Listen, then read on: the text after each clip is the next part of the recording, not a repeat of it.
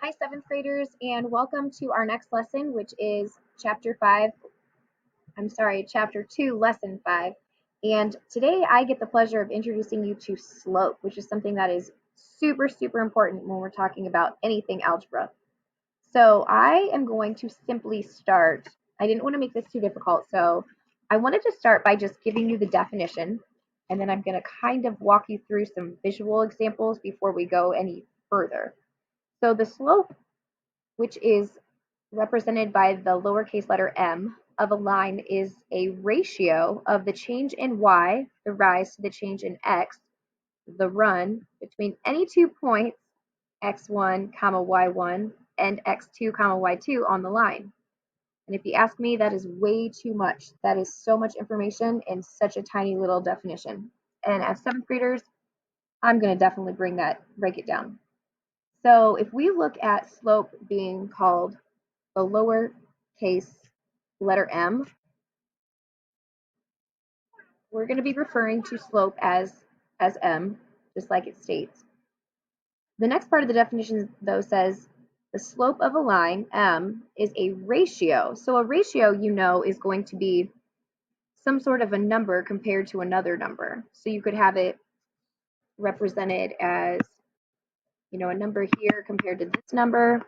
You could have it as like a number compared to another number. You could have it where you actually say like n to m.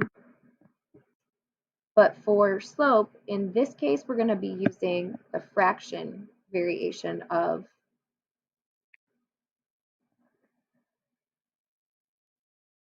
the ratio. So I'm going to go ahead and put our fraction bar. The next part of my definition said it is a ratio of the change in y, which I'm going to use the symbol, the delta, to mean change in y. And they also, next to this, put in parentheses the rise. So I want you to remember that this is like the up and down.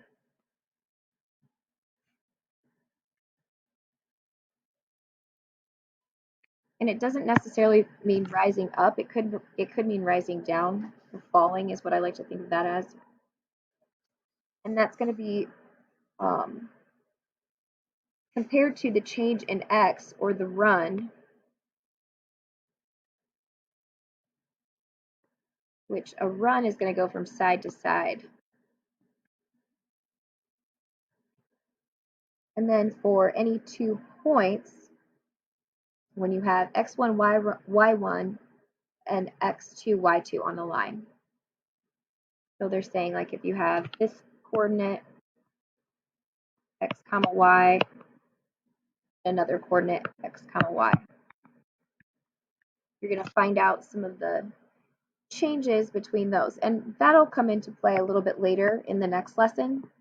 So I'm going to erase this because we don't really need to worry about this today. What we're going to be really looking at is this rise over run, because we're going to look at graphs and we're going to see how to find slope that way. So before we go too deep into finding exact slopes, I do want to give you just an overview of the 4 different types of slope that we could have. So to show you these, I'm going to show you Slope Dude, and I've actually got 2 different versions of Slope Dude. But the first type of a slope that we could have is a positive. We could also have a negative slope. We could have a zero slope, or we could have an undefined slope. And the way that we see the difference between these is we read a line from left to right. So as we're moving from left to right, what is that line doing? So if we are moving left to right on this one, if you were to be skiing on that mountain, if you had to ski up that mountain, it would be pretty difficult. So it would be making you puff because you'd be out of breath. So that is where we get the positive. So a line that goes up from left to right is a positive line.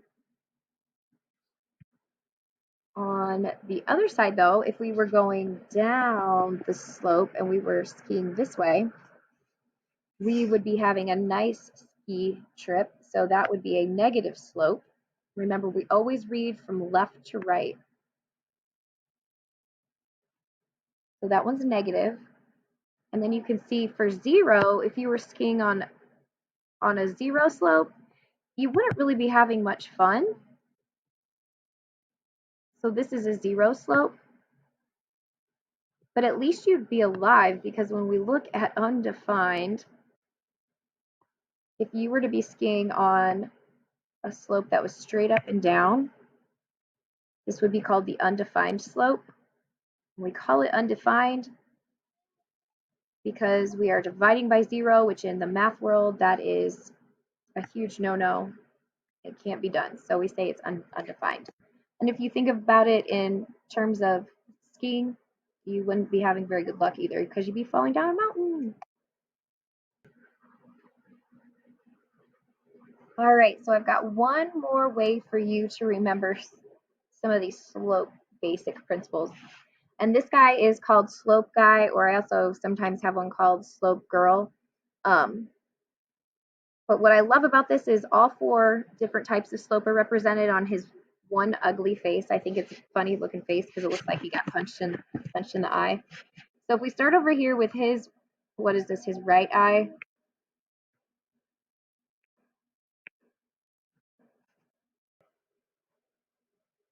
So from left to right, if we were to read his eyebrow and think about what that's doing from left to right, it is trending upwards, which means if you were skiing on it, it would be difficult to ski up, so it would make you say puff puff, which means that that is a positive slope. So this part of his face is representing the positive part, and that's a way for you to remember the positive slope. If we look at the other side of his face, you can see his eyebrow is actually trending down, which would be a nice ski trip. So that's why we call that the nice negative. So this is the negative.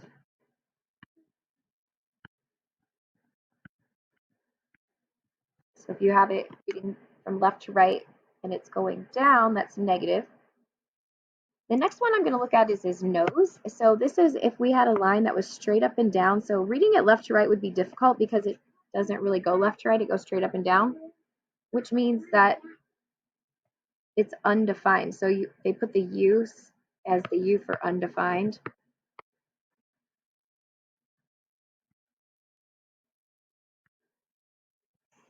And then finally, we've got his mouth, which if we were to look at this line from left to right, we would see that it's just a flat line, which means that it would be 0 fun. So they put the zeros here on his, sometimes people put it as his dimple on his chin. But the 0 is to represent that that is 0 slope. So now that you've had that introduction, we are going to actually start our notes.